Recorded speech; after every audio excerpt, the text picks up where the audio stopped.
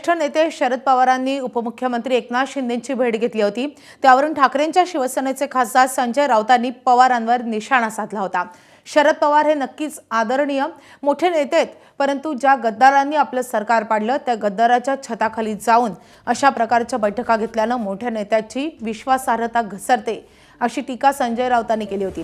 त्यावर आता खासदार सुप्रिया सुळेंनी प्रतिक्रिया देताना उद्धव ठाकरे आणि अजित पवार यांच्या भेटीवर आक्षेप घेतलाय।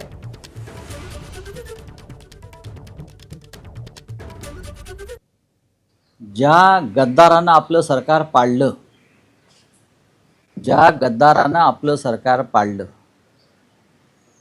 गद्दाराच्या छताखाली जाऊन अशा प्रकारच्या बैठका घेणं, ह्याच्यामुळे मोठ्या नेत्याची विश्वासार्हता ही कमी होते आणि घसरते। का अख्खं विधान भवन का ओस पडलं होतं का? समोर राष्ट्रवादी भवन आहे, समोर वाय.बी. चव्हाण प्रतिष्ठान आहे। हे आमचं एका निष्ठावंत कार्यकर्त्याचं हे मत आहे। आम्ही कधीही गद्दारांच्या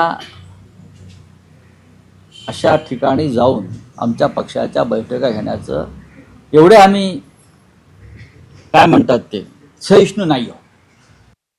माननीय उद्धवजी आणि त्यांची सगळी टीम ही दादा जेव्हा आम्हाला सोडून NDAत गेला त्याच्या 17व्या दिवशी उद्धवजी जाऊन दादाला भेटून आले होते। हे वास्तव आहे, तुम्ही म्हणताय हे बरोबर आहे।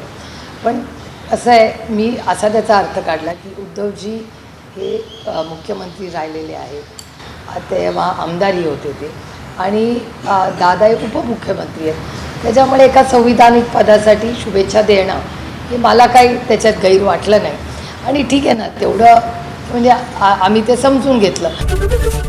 ABP माझा, उघडा डोळे बघा नीट।